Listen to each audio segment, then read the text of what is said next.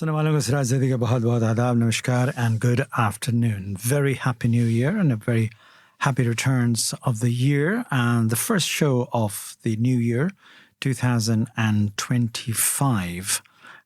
Very welcome to the program. I hope that you'll stay with me and with my colleagues Sharad Awasthi and Charmaine Colvin, which has got a news from India, about India, and Sharad has got a great clip about coverage about the journalism in India and what's going on there. So we will talk about that. But before that, there's a lot of things happened in the last 2 years, like 2 weeks, sounds like 2 years, in fact, since we have taken a dip in the Christmas break. And I hope you all had a lovely Christmas and a lovely break. A seasonal break, I would say, everything back to normal this week. So do I in the program and all the rest of it. So you shall be entertained, you shall be informed, you shall be, told what's going on in the world. And indeed, I will be taking you to the quick globe-trotting, should I say, about the situation, the world we live in. So first thing first, Charmaine is here with the news, and I will let her take the central stage about the news. So, Charmaine, take it away, the weekly news that you have kindly put together. Good afternoon and Happy New Year. You are listening to Apna Radio 93.9 Dublin South FM with Charmaine Colvin. Here is the latest news update. The body of a miner has been recovered by rescue workers 2 days after a coal mine became flooded on Monday in the remote district of India's northeastern state of Assam. Rescuers are working to save the miners trapped in the flooded mine. Officials say 2 more are feared dead, while 6 other miners are believed to be still trapped in the mine. The mine, which is around 300 feet deep and has multiple underground tunnels, is said to be illegal by officials. The army has deployed divers, helicopters and engineers to help the rescue efforts in Assam's hilly 𝐬𝐫 district.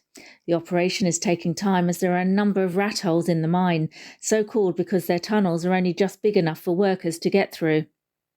Rat hole mines were once used extensively in India's northeastern states, but were banned in 2014 because of the large number of fatalities and the damage caused to the environment. In 2019, at least 15 miners were buried while working in an illegal rat hole mine in the neighbouring state of Meghalaya after it was flooded by water from a nearby river. A 70-year-old farmer leader in India has been on hunger strike for more than 40 days in a bid to push the federal government to accept the demands of protesting farmers. Doctors say that 𝐀𝐩𝐧𝐚 𝐑𝐝's health has deteriorated and that he is unable to communicate, but he and his supporters have refused medical help so far. Last month, India's Supreme Court had ordered the government at Punjab state to move him to a hospital. The court had been hearing a number of petitions related to the issue. 𝐑𝐝's hunger strike is part of a protest that began last February when thousands of farmers gathered at the border between Punjab and Haryana states, demanding assured prices on certain crops, loan waivers and compensation for the families of farmers who died during earlier protests. Since then, they have made some attempts to march to the capital Delhi, but have been stopped at the border by security forces. 𝐑𝐝 is from Punjab, which relies massively on agriculture for employment, but has been seeing a steady decline in farm incomes, leading to debt, suicides and migration. Analysts believe, however, there is a change in the way Modi's government is responding to protests dating back to 2020, when the federal government held multiple talks with the farmers. Since then, it has distanced itself from the protests to prevent a repeat of what happened in 2020, which backfired badly and saw a year-long protest ensue. In September, the Supreme Court ordered a committee be set up to look at the farmers' demands. Findings and possible solutions are due to be discussed with farmers' unions this month. Authorities in India have removed hundreds of tons of toxic waste from a chemical factory that witnessed one of the world's deadliest gas leaks 40 years ago. Thousands of people died in the centre of Bhopal in December 1984 after breathing a poisonous gas leaked from the factory. Last week, around 337 tonnes of toxic waste was taken from the Union Carbide plant to an incinerator facility around 230 kilometres away after a court last month set a 4-week deadline for it to be disposed of. Officials say it will take between 3 and 9 months to treat and destroy the waste, but activists have raised concerns about potential damage to people's health at the new location. A 2018 study by the Indian Institute of Toxicology Research revealed that high concentrations of metals and chemicals have contaminated groundwater across 42 residential areas near the factory. Activists and people living near the disposal site have been protesting against the move, arguing that a small amount of waste from the Union Carbide factory was destroyed at the plant on a trial basis in 2015, which ended up polluting the soil, underground water, as well as freshwater bodies in nearby villages. Government officials deny this claim, saying that incineration of toxic waste would not have any adverse impact on nearby villages. The Bhopal gas tragedy is one of the world's largest industrial disasters, with around 3,500 deaths within days of the gas leak and more than 15,000 in the years since.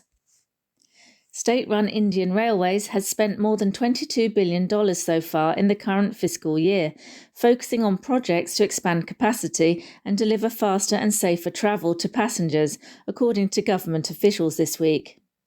The government is pushing to open new lines and expand electrification as part of efforts to achieve net zero carbon emissions on the railways by 2030. Finance Minister Nirmala Sitharaman, who will present her annual budget for 2025-26 early next month, is expected to announce an increase in allocation for railways from the 2.52 trillion rupees allocated for the current fiscal year. The railway, which operates a network of over 68,000 kilometres, is projected to earn 2.8 trillion rupees in 24-25 from passenger and freight traffic, an 8% increase from the previous year. It is targeting 2.76 trillion rupees in operational spending. Indian Railway transport an average of 23 million passengers daily and aims to build a future-ready system for India's 1.4 billion population. And finally, there was disappointment for Indian filmmaker Payal Kapadia as her film, All We Imagine as Light, failed to bring home the Best Non-English Language Motion Picture and Best Director awards from the 2025 Golden Globes. The film, a poignant drama about two nurses in Mumbai, was seen as India's great hope at the awards this year, but lost out to the films Emilia Perez and The Brutalist. So that's all from me. Tune in next week for more updates on Apna Radio 93.9 Dublin South FM. Thank you very much indeed for Charmaine for covering it. Lovely news items from India. And of course, things never improves in terms of the tragedies, in terms of the greatest tragedy and everything. But that's what it is. It's a large country. It's a country of complex people and complex government and things like that. And particularly when it comes to reporting the news and the issue of journalism in India, which India has always took a pride on that. People like Ravish Kumar and people like Barkha Dutt and NDTV and gone are the days of those people and those television channels which are under huge scrutiny. Not only scrutiny is being sold out to the so-called the government-controlled individuals. So the whole shape of news has changed. The whole content of news has changed. And anybody who would dare to take action, a serious news action on air or on television would be punished severely, particularly in Kashmir, which is since the Article 370 has been taken away from the people. All of that has led to a gruesome brutality and suppression and how do I say, a violation of human rights when it comes to actually journalism. And journalists in India are suffering badly. So on that note, our own correspondent from London, Sharad Awasthi, has actually put together a very, very nice article, a feature article, in fact, about a feature talk on this particular issue. So I would let you sit back, relax, and enjoy, sadly enjoy, I would say, this particular clip and see what you think of that. Sharad has actually done very good research on, on this particular murder, which has taken place in some remote, small town in India and all that. So this is an attack on, as I said, a great nation with a great democracy, all the rest of it. But the strongest pillar of democracy, the fourth pillar of democracy, as we call it, media and journalism, has been actually gagged and muzzled in a big way. So there you go. Sit back, relax, and listen to this particular very pertinent piece of information. Good to be here again. In India, where diversity thrives, but dissent is often stifled, the press embodies the courage to question power, uncover truths, and amplify the marginalized. Yet, this vital institution is under siege. It is facing censorship, corporate influence, and even violence. As the Indian society reels between progress and polarization, the role of journalism has never been more crucial. It is not just a profession, if you see, it is democracy's heartbeat. Unfortunately, one more heartbeat has fallen silent from the deep jungles of Bastar in Chhattisgarh. Mukesh Chandrakar, he was a journalist, independent freelance journalist based in Bastar, and he had exemplified the role of journalism in giving voice to the voiceless. His ground reporting bridged the gap between the government and the Naxalite movement and has bravely shed light on the grievances on tribal communities and advocating their rights. So Chandrakar's investigative work subsequently exposed a scam in road construction where the contract escalated from 50 crore rupees to 120 crore rupees without any change in scope. And this fearless reporting brought accountability to an issue that could have remained unchecked. But then, sadly, he lost his life because he was killed by the very people who were involved in this corruption. There are serious challenges journalism is facing in India because the Indian authorities of late and those in power have increasingly targeted journalists and online critics for their dissent. And they have been employing methods and tools of sedition and counter-terrorism and those laws to silence the voices of journalists. Since 2017 in Uttar Pradesh, criminal cases have been filed against at least 66 journalists and another 48 have faced physical attacks. And such actions are just eroding the foundational principles of democracy in Uttar Pradesh. Journalists in Jammu and Kashmir have faced intensified threats since the abrogation of state's special status 370, which happened in 2019. So the internet is down and there are physical raids and interrogation and many a times confiscation of devices of the journalist has only led to curtailing freedom of press in the region. It's a democracy in Jammu and Kashmir. But then, with more than 35 journalists have faced police action, and it is making it increasingly difficult for them to operate in Jammu and Kashmir. So the rest of the country do not know what exactly is going on in Jammu and Kashmir. I do understand it is a sensitive issue of national security, but then rest of the country has the right to know how the government is solving the problem of national security in Jammu and Kashmir. Of lately, we have also seen the misuse of laws such as sedition and defamation, along with advanced surveillance tools like Pegasus spyware, and that has raised serious concerns about the journalist safety and their profession.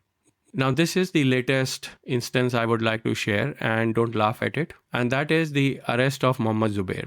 He is the co-founder of Alt News, and this Alt News group, the freelance group, is doing an excellent work in fact-checking and stopping fake news in the current times of politics in India. In that attempt, Zubair retweeted an instance of hate speech as an evidence, and when he retweeted, he actually tagged UP police asking for some action, asking as if the UP police, do they know what's going on? Now, Mohammad Zubair got arrested because the UP police is now accusing Zubair of retweeting hate speech and attempting to disturb communal harmony.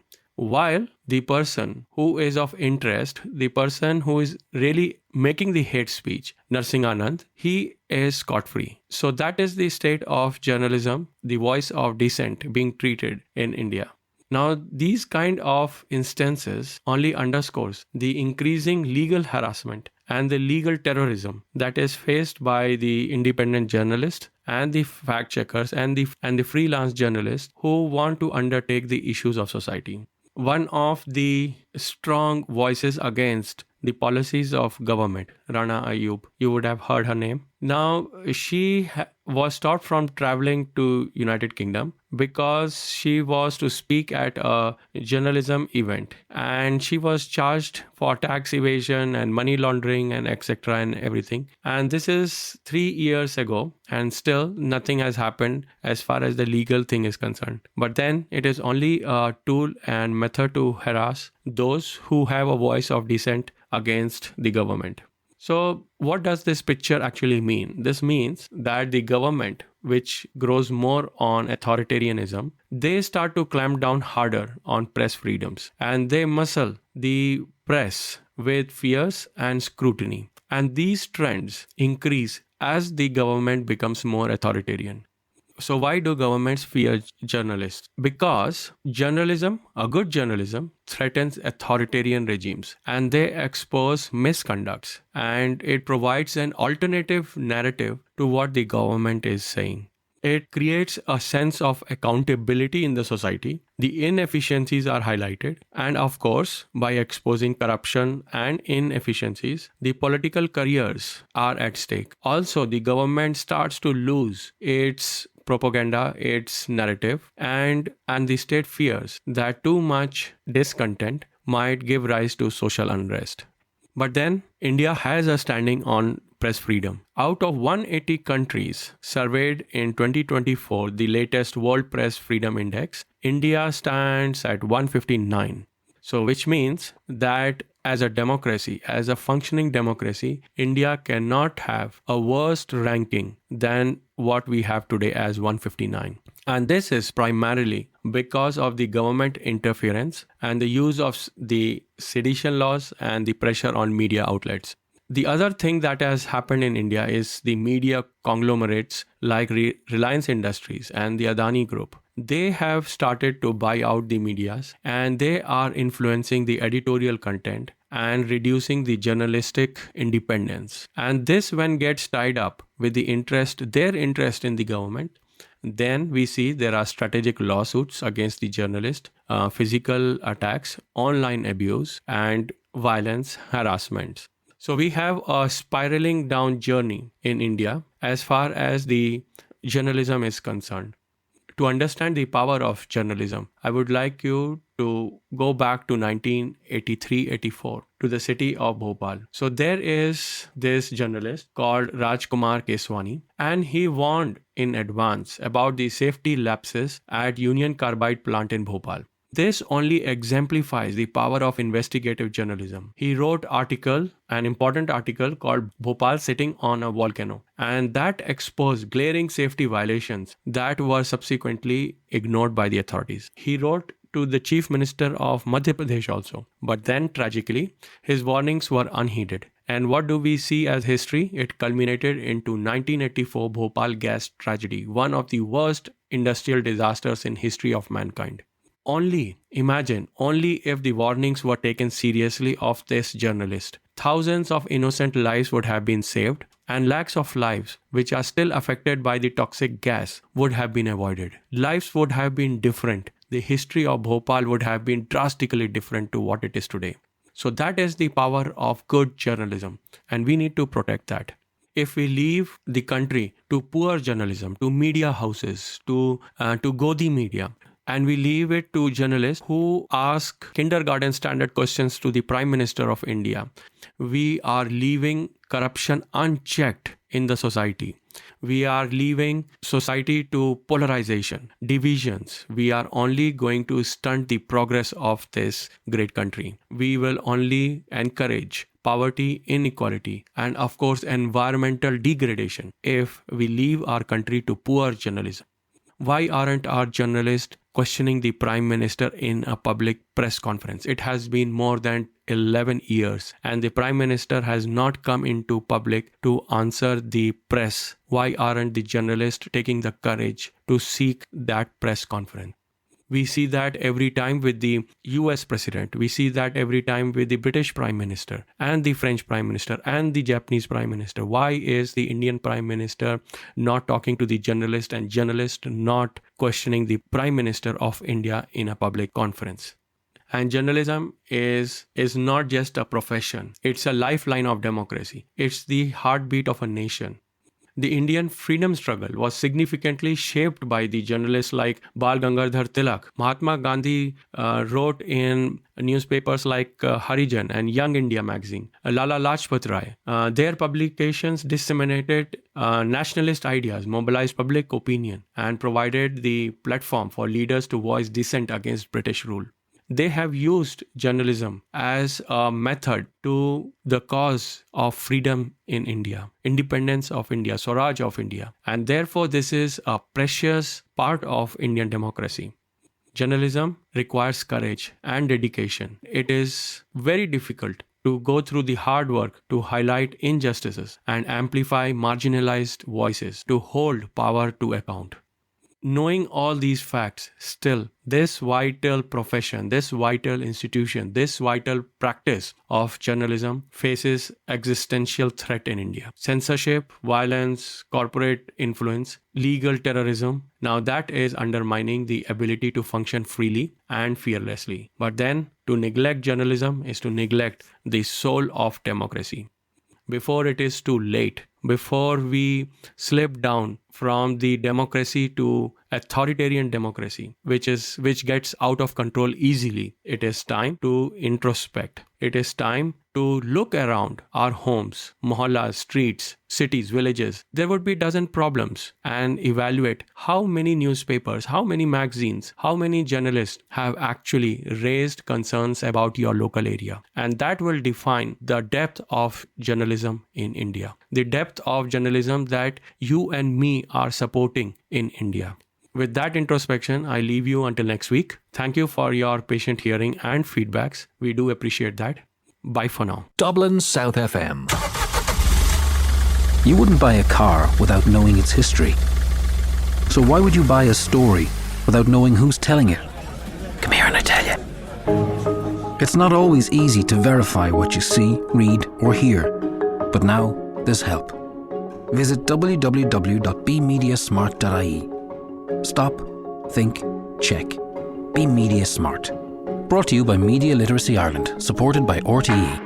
93.9 Dublin South FM. Indeed, welcome back to the programme, and that was indeed a very appropriate ad followed by an appropriate and pertinent, very heavy, article, a feature article that Sharad has put together about the journalism in India. That, what can I say? I mean, the injustices, brutality, suppression, all of that is not only restricted to India. And thank God for that we are living in Europe in a free democracy where you can say anything, you can abuse the power, you can, give galis to the prime minister, the minister or whatever.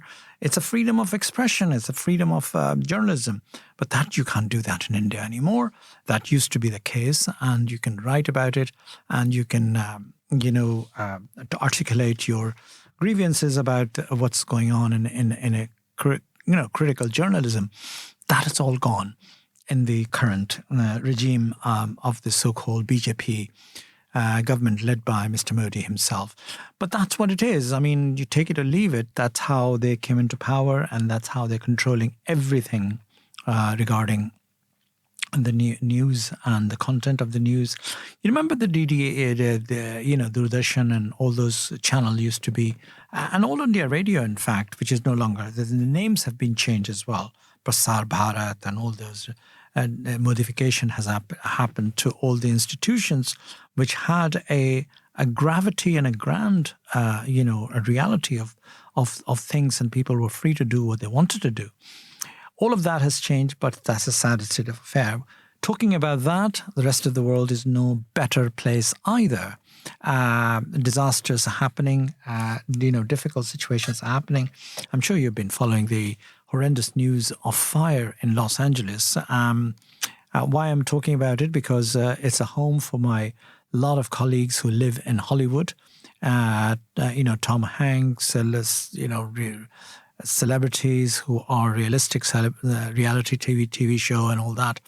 A little bit away from that, actually, suburbs where the fire is engulfing the entire suburbs of Hollywood and California, and people are leaving their cars because they cannot see the cars moving and running away from the fire as fire is erupting and engulfing everything in sight. So the scene looks like a scene from a movie, but it's reality, unfortunately. A grim reality of the state, and the other side of the United States is under snow. So, climate is showing there. But then again, if you look at it, there's this is the state, United States of America we're talking about, and which has been still under control by the biggest, the media conglomerate, and the media people likes of Elon Musk, likes of Zuckerberg, and all those people are now pally-wally with Donald Trump, who is taking power in a couple of weeks' time. When he takes power, people are waiting for bated breath. What is going to happen to the Middle East? Because as you have witnessed that, the state of place in Syria is becoming in the hands of so-called, the people who were the terrorists, the real terrorists, the ISIS people, and they are now in power. So they backed by certain powers in order to topple the Assad regime. I never actually paid attention to this point, but that's what it is. That you back up somebody like them, and they are now very much in power. And what they're going to do, obviously Israelis have moved in. Golan Heights is gone. The water reservoir, which has been under the Syrian government, has been taken from them by the Israelis aggressively, and the invasion of the Syria is very much full on. Nobody can do anything, nobody can say anything, and that's the next point I really talk about it, that what complacency has settling into the humanity, in the hearts of human being, that we are complacent. We cannot raise our voices. And particularly in India, if you raise your voice will be suppressed, you'll be thrown in jail, and that's the end of you. But rest of the world, yes, artists can express, journalists can talk about it, but at the same time, nobody is doing so. Every day, the blatant killing is happening, and the fall of the Palestine state has literally happened. Nobody can articulate the reason for taking over the Palestinian state, and the people have been killed. Every day, as we speak, non-stop, 300, 400, 500, thousands have been killed, over 100,000 has been displaced, over 2 million has been displaced, not 100,000, 100,000 be killed by now, because each day, and what happens last week, Donald Trump has actually sanctioned $8 billion worth of weapons to the Israeli government. So there you go. I mean, what kind of world we live in, and we are happily enjoying our turkeys and enjoying our Christmas songs and Christmas break. That was last week. It was, including myself. I'm not blaming other people, but that's what it is. What do you do? What is the option? Either you muck in, you celebrate the celebration, which is part and parcel of life, and try to live a reasonably normal, inverted commas, life, but don't kill your conscience. That's what my advice has always been, that killing a conscience is worse than anything else. Anyway, I might take a track, which is a fantastic track, on the occasion of the Rajab. Now, Rajab Shaban, and Ramadan. Those are the 3 months is kicking off with the time, with the January. This is also a different calendar. Yes, Happy New Year. We are into a new year and new calendar, but that's a Gregorian calendar. That's not a calendar of Hinduism. Hindu New Year starts with Diwali. Muslim New Year starts with Ramadan. In Muharram. But they don't celebrate in Muharram because of the sad occasion of Muharram. So they celebrate. Jewish is somewhere else, the New Year. Persians have in March, Nowruz, which is the 21st of March. So everybody has got, and so on and so forth. There's so many calendar. Punjabis, the Sikhs do have their own calendar. So everybody has their own calendar. And talking about that, what is the difference between their calendar and Gregorian calendar? Somebody has said the same thing, that nothing changes, same days, same nights. The clock goes every day is the same clock on the 31st of January or 30th of December to 1st of January. Air is the same. Only the dates changes, but nothing changes else. Yes, we say that Jesus Christ was born on 25th of January, 35th of December. What am I talking about? December, and therefore we celebrate the birth of Christ and we sing hymns and all the rest of it. And that's a seasonal celebration.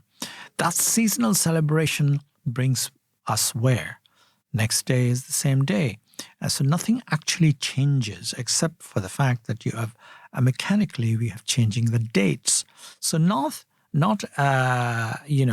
everybody changes, but except the dates.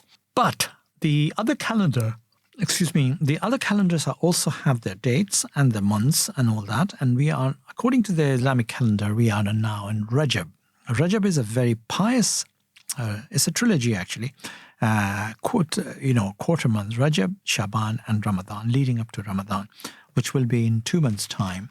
So at the moment, we are in a Rajab. And in Rajab, many things happened. And one of the biggest celebration of Rajab is the birth of Imam Ali, the fourth caliph, according to the majority al-Sunnah brother. But Imam Ali is the first imam of all the Shias and all Muslim community worldwide, who has been nominated by Prophet Muhammad himself as the first caliph. But he was born inside the building of Kaaba, the 4 cubicle shape building, on the 13th of Rajab, which is falling literally next Tuesday. So this is what is happening, and the celebrations are happening at the Ahlul Bayt Islamic Center with the songs, lectures, and poetry, and all the rest of it, and the jubilant celebration of the birth of Amir al-Mu'mineen, as we call it, Imam Ali alayhi salam. So come along at 7:30. We start at 7:30 on Tuesday evening on the 13th of Rajab. 13th of Rajab is deemed to be the birthday of Ali. And in that, we have a great singer like Nusrat Fateh Ali Khan, who have sung in the praise of Ali, a great qawwali singing. And here we go. I want to give you the taste of that little bit, that what is it that Nusrat Fateh Ali Khan has sung. So sit back, relax, and enjoy this particular track. And I hope you like it. I hope you will love it. And then I'll take you to the rest of the tracks later on. So sit back, relax, and enjoy this particular track.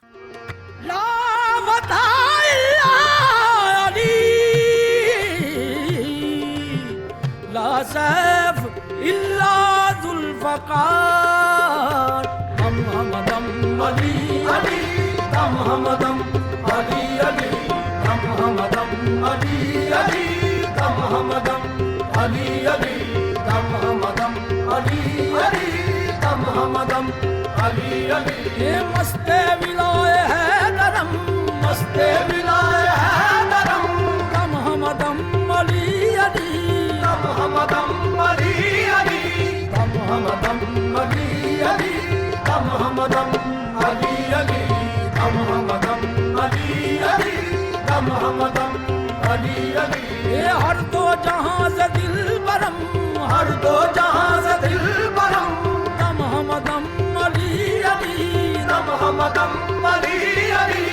dam hum dam Ali Ali dam hum dam Ali Ali dam hum dam Ali Ali dam Ali Ali Ali Ali Ali dam hum dam Ali Ali dam hum dam Ali Ali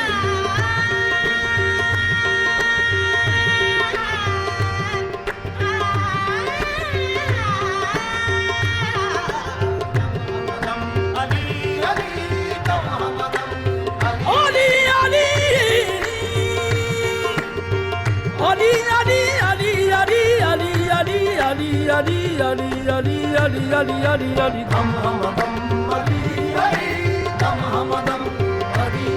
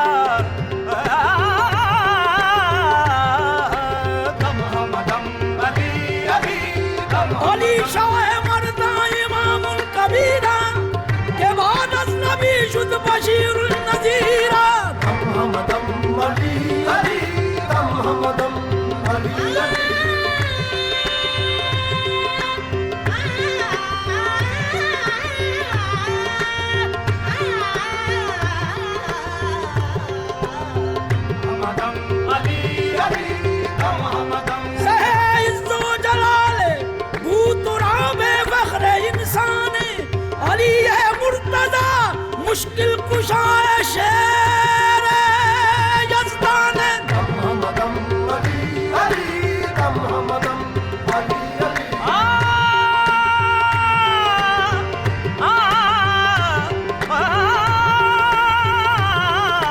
दम हम दम अली अली दम हम वली हक वसीए मुस्तफा दरियाए फैज़ाने इमामे दो जहाने किबला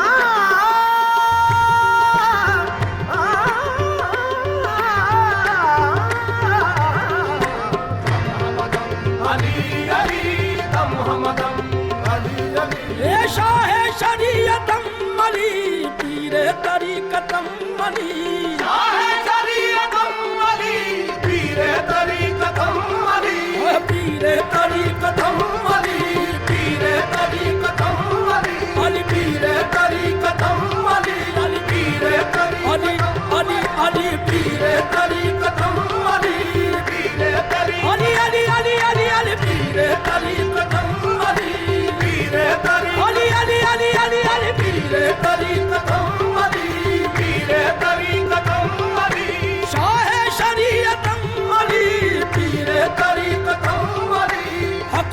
अली हकीकतम हकबा अली हकीकतम दम हम दम अली अली दम हम दम अली अली दम हम दम अली अली दम हम दम अली अली दम हम दम अली अली दम हम दम अली अली दम हम दम अली अली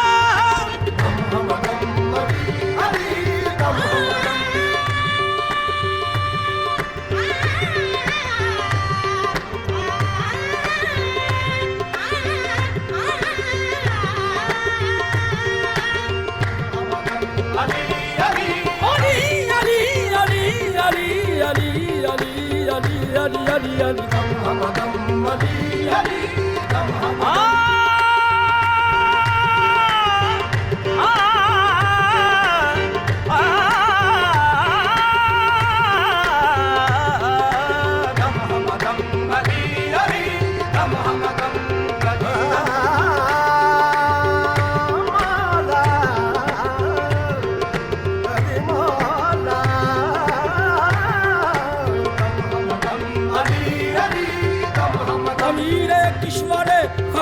शहे अकली में इरफाने खुदा गोए खुदा दाने खुदा बीने खुदा शाने दम हम दम अली अली दम हम दम अली अली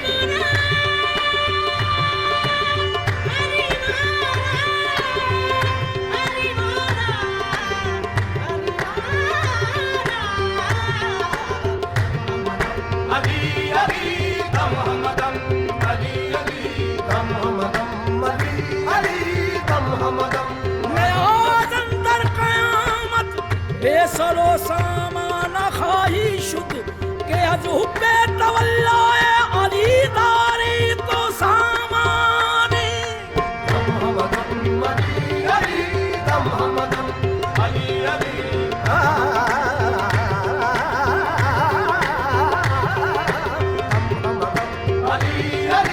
दम हम दम अली अली दम हम दम अली अली दम हम दम Ali Ali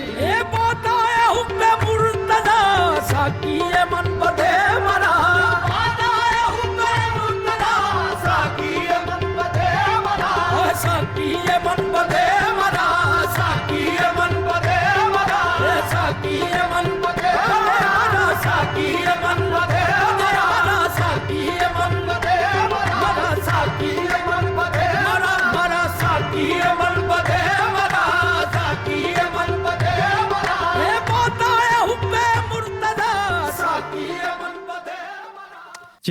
that was a magnanimous, that's all I can say. I get moved inside when I hear the voice of late Nusrat Fateh Ali Khan. What a great singer, what a great qawwal, what a great personality he was. He's no more, obviously. He's passed away many years ago. But what he has done is he's done the justice to Ali, Imam Ali as we call it. And in the Lal Meri is another track that I'll play next week, in fact. And quite a few people actually taking a cue from the way he has to sing the qawwali on Ali. The many singers have actually sung the qawwalis of Imam Ali, and Dam Dam Dam is the most famous song. Abda Parveen is another singer of Pakistan who has yes, he was Pakistani singer, but he was equally known, and he, would you believe, made his entry in Hollywood. Many people don't know that. Dead Man Walking was the film that he gave a track to, the first and last only track. After that, he passed away a few months ago, a few months after giving the track. But his tracks are Tim Roth film, Dead Man Walking, amazing film it was, and Tim actually gave Tim actually gave him the break for Nusrat Fateh Ali Khan. So my hats off to Nusrat Fateh Ali Khan for singing such a powerful qawwali, Dam Dam Dam Ali Ali. So there you go, and if you wanted to get the little track more get going, and I'll round up the track. A few words left, and then I'll come back to you.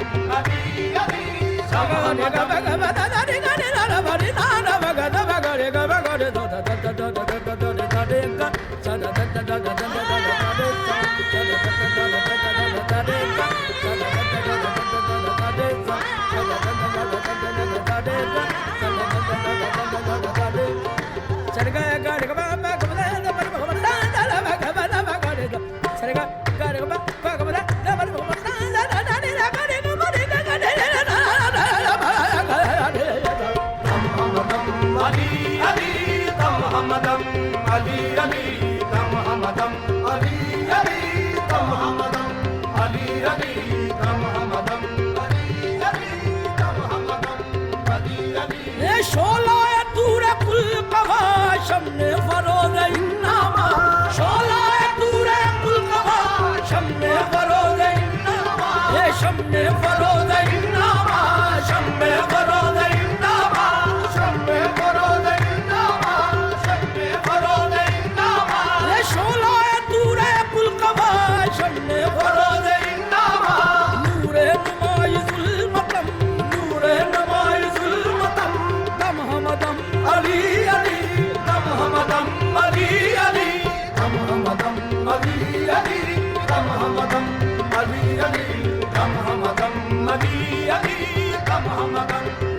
ये नाराज हाय हुकुनम सूए Najaf रवां शवम नाराज हाय हुकुनम सूए Najaf रवां शवम ओ सूए Najaf रवां शवम सूए Najaf रवां शवम सूए Najaf रवां शवम ये नाराज हाय हुकुनम सूए नजफ रवां शवम वो साब आस्तां जन्म वो साब आस्तां जन्म दम हम दम अली अली दम हम दम अली अली दम हम दम अली अली दम हम दम अली अली जी मेरे भाइयों, dam hamadam, dam damadam Ali Ali. And this is what it is that people say that Ali has been denied his what I call it position some time in the that's a political ideological differences between the two schools that exist at the moment. But I'm not there. I'm not going to go there because it's a fascinating story if you really want to dabble into it. But I will take a quick ad break and I'll be back. Broadcasting from the Dundrum Town Centre, this is Dublin South FM. Are you part of a local community group or representative organisation active in the Dun Laoghaire Rathdown area? Why not join a network of over 400 such groups in the Dun Laoghaire Rathdown Public Participation Network? You can join the group, influence local policy, get regular updates about funding and other opportunities, connect with other groups like yours, publicise your group and even get free training and support. Make sure your voice is heard through DLR Public Participation Network as a registered group in the county. Dun Laoghaire Rathdown Public Participation Network. For full information, find us online at dlrppn.ie. That's dlrppn.ie.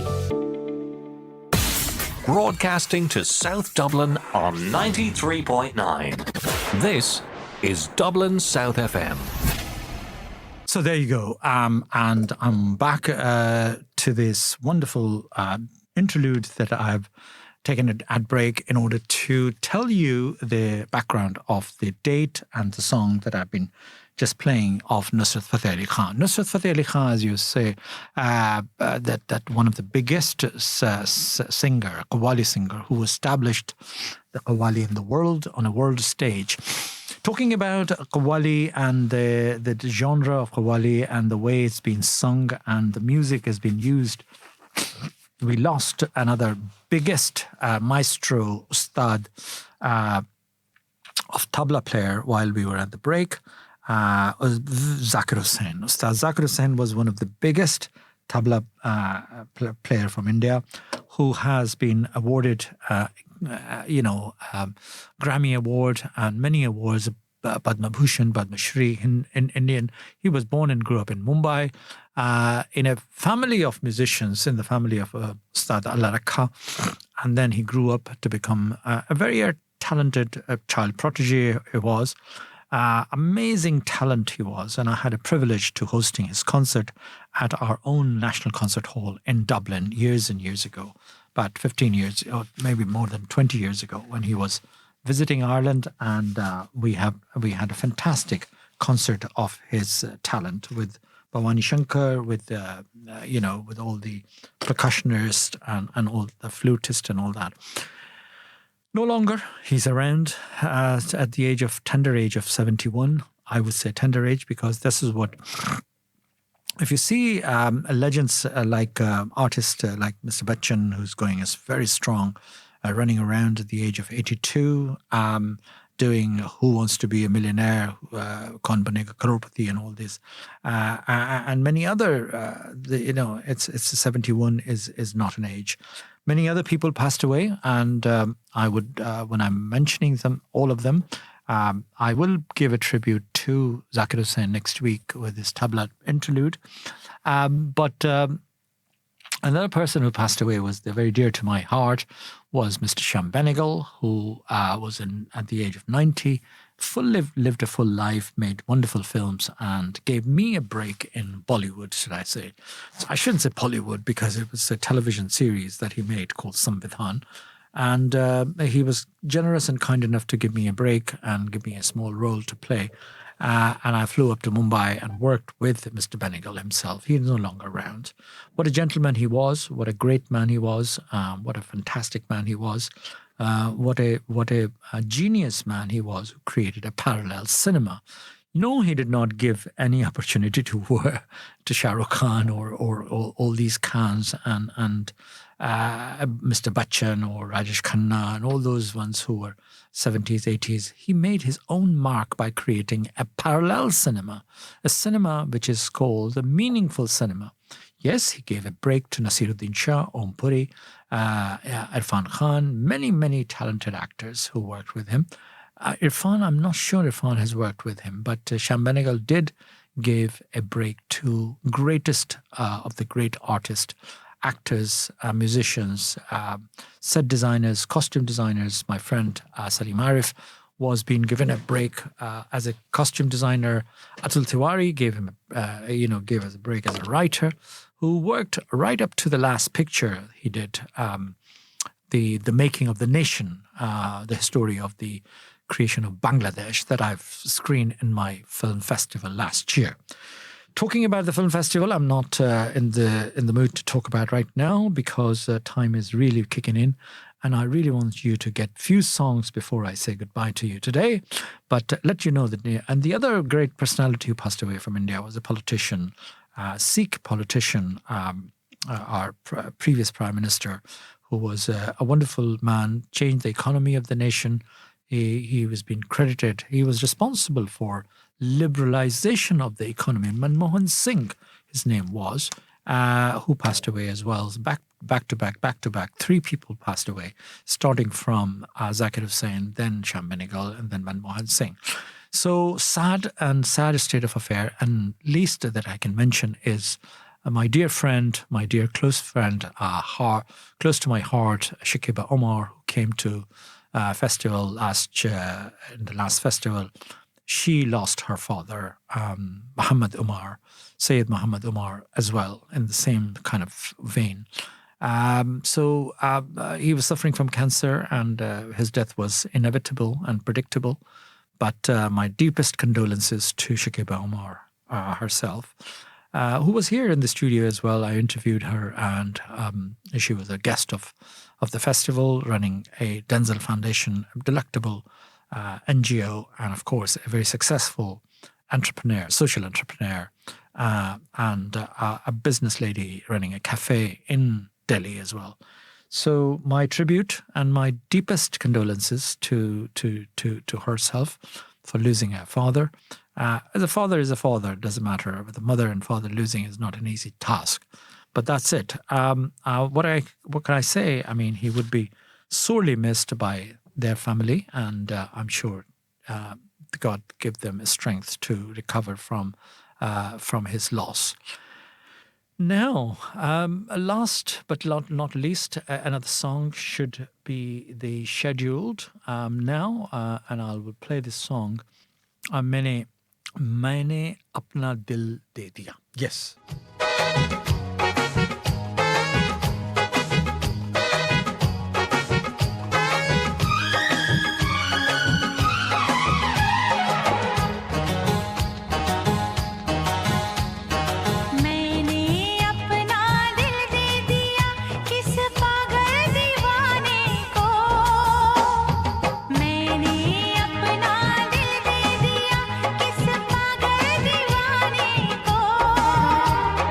आँखों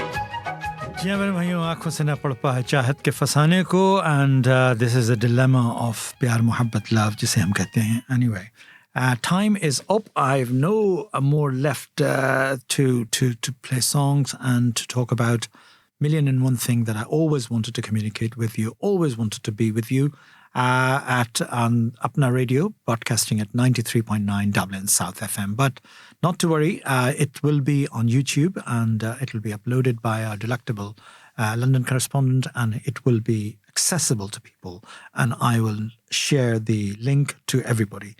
So that's it. The time is up and I shall be back next week, same time, same place. Don't forget to tune me in. Next week, Apna Radio broadcasting at 93.9 and Happy New Year and safe and enjoy the rest of the year.